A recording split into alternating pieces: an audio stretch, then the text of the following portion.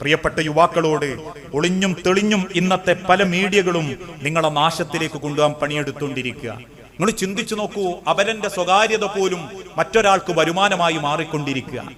ഏതോ ഒരു സാധു കിണറ്റിൽ വീണാലും അതല്ലെങ്കിൽ എന്തെങ്കിലും അപകടം പറ്റി വസ്ത്രം തെറ്റിക്കിടന്നാലും രക്ഷപ്പെടുത്തേണ്ടതിനു പകരം ഉടുമുണ്ടയിച്ച് ആ നഗ്നത മറയ്ക്കേണ്ടതിനു പകരം ആദ്യം വീഡിയോ ലൈവാ. എന്റെ വാട്സപ്പ് ഗ്രൂപ്പിൽ, എന്റെ ചാനലിൽ കോഴിക്കോട് മിഠായി തെരുവ് കത്തിയെരിഞ്ഞപ്പോ പാറിപ്പറഞ്ഞതല്ലെങ്കിൽ പല സാധനങ്ങളും കത്തിയാടുമ്പോ അതിനെങ്ങനെ അണയ്ക്കണം എന്നുള്ള വെപ്രാളത്തിൽ അത് കത്തി നിൽക്കുന്ന കടക്കാരന്റെ കണ്ണീര് വീകുമ്പോ അവിടെ കൂടിയിരിക്കുന്ന 20ഓളം ചെറുപ്പക്കാർ ആദ്യം എടുത്തത് മൊബൈലായിരുന്നു, ആദ്യം ഷൂട്ട് ചെയ്തത് മൊബൈലായിരുന്നു. ആലോചിച്ച് നോക്കി മനുഷ്യരെ, അന്യന്റെ വേദനകളൊക്കെ നമുക്ക് രസാ. സദാചാര പോലീസുകാര് തല്ലി കെട്ടിയിട്ട് അടിച്ച് കാണാത്തവനൊക്കെ എല്ലാരെയും കാണിച്ചു കൊടുത്ത് എന്തായാലും വന്നോനാ പിടിച്ചു തട്ടിയതാ തല്ലിയതാ 150 ഷെയർ പോയത് അല്ല, ലക്ഷക്കണക്കിന് ഷെയറുകൾ കിട്ടി. എന്താ നിങ്ങൾ കൊടുത്ത വിവരം എന്താ?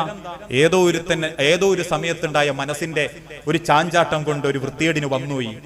സദാചാരക്കാര് പിടിച്ചു കെട്ടി ആസ്വദിച്ച് പിടിച്ച് തച്ച് കൊടുത്ത് എല്ലാരും കൊടുത്ത് എല്ലാരും ഹാപ്പിയായി.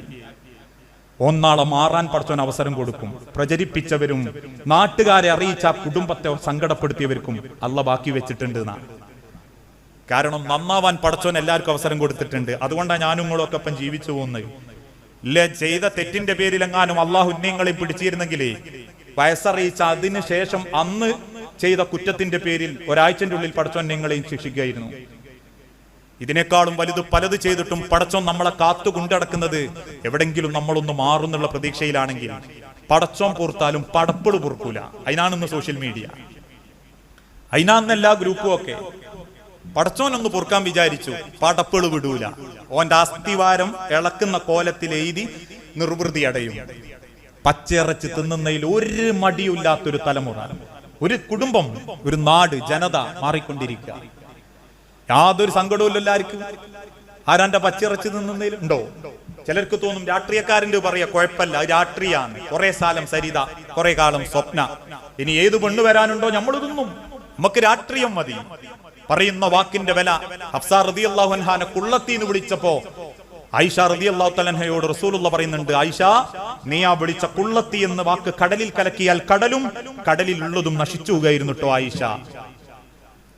ആ നാവ് കുയ്ത്തുകയായിരുന്നു ആയിഷ. അതുകൊണ്ട് സൂക്ഷിക്കണം സഹോദരങ്ങളെ. നമ്മളുടെ പണങ്ങളും നമ്മുടെ നാവുകളും നമ്മുടെ കുടുംബങ്ങളും ഇതൊക്കെ പരലോകത്ത് ചോദ്യം ചെയ്യപ്പെടുന്ന